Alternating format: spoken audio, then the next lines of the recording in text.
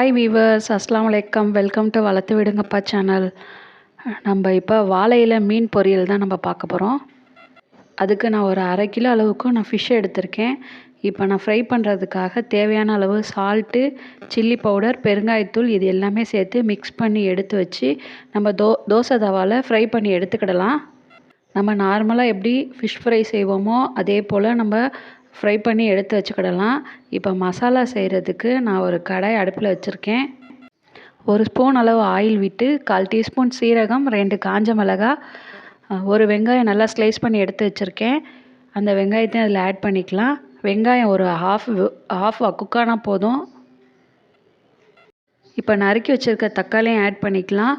நான் 1 தக்காளி தான் நறுக்கி எடுத்திருக்கேன். இப்போ நம்ம ஒரு லெமன் அளவுக்கு புளி ஆட் பண்ண போகிறோம். ஒரு கைப்பிடி அளவு மல்லி இலை, 2 பல் பூண்டு,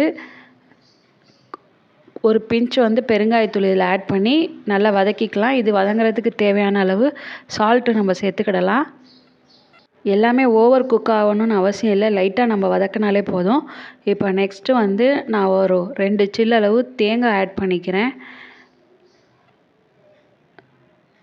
தேங்காய் ஃப்ளேவரும் நல்லாயிருக்கும். இப்போ எல்லாத்தையும் நான் மிக்சியில் அரைச்சி எடுத்துக்கிடலாம். அதுக்கு முன்னாடி நான் இலையை நல்லா சூடு பண்ணி எடுத்து வச்சுக்கிறேன். அப்போ தான் நம்மளுக்கு மடிக்கும்போது இலை நல்லா மடிக்கிறதுக்கு வரும். இப்போ நம்ம பச்சை வெங்காயம், இதில் நான் ஒரு முக்கியமான இன்க்ரீடியன்ட் சேர்த்துருக்கேன். இதில் நான் ஒரு க்ரீன் கலரில் ஒரு சில்லி மாதிரி ஆட் பண்ணியிருக்கல, இது என்ன அப்படின்னு சொல்லிட்டு கமெண்ட் பண்ணுங்கள். நான் ஃபைனலாக அது என்ன அப்படின்னு சொல்கிறேன். நான் எப்படி அரேஞ்ச் பண்ணுறேனோ அதே மாதிரி நம்ம அரேஞ்ச் பண்ணி எடுத்துக்கிடலாம். மசாலாவை நல்லா ஃபிஷ் ஃபுல்லாக அப்ளை பண்ணி எடுத்துக்கிறணும். ஆனியன், டொமேட்டோ இதெல்லாம் நம்ம பச்சையாக ஆட் பண்ணும்போது அது ஃப்ளேவர் கொஞ்சம் நல்லாயிருக்கும், க்ரன்ச்சியாக கொஞ்சம் நல்லாயிருக்கும். இப்போ நெக்ஸ்ட்டு நம்ம ஆட் பண்ண வேண்டியது ஒரு 2 டேபிள் ஸ்பூன் அளவுக்கு நல்லெண்ணெய் ஆட் பண்ணிக்கலாம். நல்லெண்ணெய் ஃப்ளேவரும் நல்லாயிருக்கும். கோகனட் ஆயிலை விட நல்லெண்ணெய் ஃப்ளேவர் கொஞ்சம் நல்லாயிருக்கும். இந்த மாதிரி நம்ம ஆயில் அப்ளை பண்ணிவிட்டு நம்ம இலையை நல்லா மடிச்சுக்கிடலாம். நம்ம வாழை நாரை வச்சே நம்ம மடிச்சிடலாம். மடித்து நல்லா கட்டிட்டு இப்போ நம்ம இதை ஒரு தோசை தவாவில் வச்சு ஹீட் பண்ணி எடுத்துக்கிடலாம்.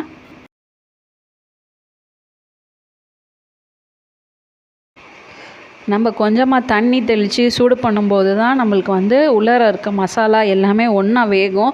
நம்ம சும்மா வெறுமனை வச்சோம் அப்படின்னு சொன்னால் வேகவே வேகாது, ஒரு மாதிரி கருகிடும். அப்புறம் நம்மளுக்கு எப்படி இப்போ ஓப்பன் பண்ணோன்னா நம்மளுக்கு எப்படி சூப்பரான ஃபிஷ் ஃப்ரை வந்திருக்குன்னு பாருங்கள். இது வாழை இலை ஃப்ளேவரோடு சாப்பிடும்போது நம்மளுக்கு ஃப்ளேவர் செம்ம சூப்பராக இருக்கும். வெளியில் கொஞ்சம் மழை பெய்யறனால கொஞ்சம் நாய்ஸ் அதிகமாக இருக்கும், கொஞ்சம் அட்ஜஸ்ட் பண்ணிக்கோங்க.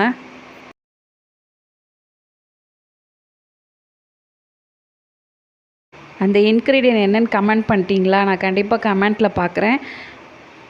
அது நான் வெண்டைக்காய் ஆட் பண்ணியிருக்கேன். வெண்டைக்காய் அந்த புளிப்பான அந்த இதோடு சாப்பிடும்போது ஃப்ளேவர் சூப்பராக இருக்கும். இன்ஷால்லா ட்ரை பண்ணி பாருங்கள். இந்த வீடியோ உங்களுக்கு பிடிக்கும் அப்படின்னு நினைக்கிறேன். கண்டிப்பாக இந்த வீடியோ பிடிச்சிச்சு அப்படின்னா லைக் பண்ணுங்கள், ஷேர் பண்ணுங்கள். மறக்காமல் நம்ம சேனலுக்கு சப்ஸ்கிரைப் பண்ணுங்கள். அஸ்ஸலாமு அலைக்கும் ரஹ்மத்துல்லாஹி வபரகாத்துஹு.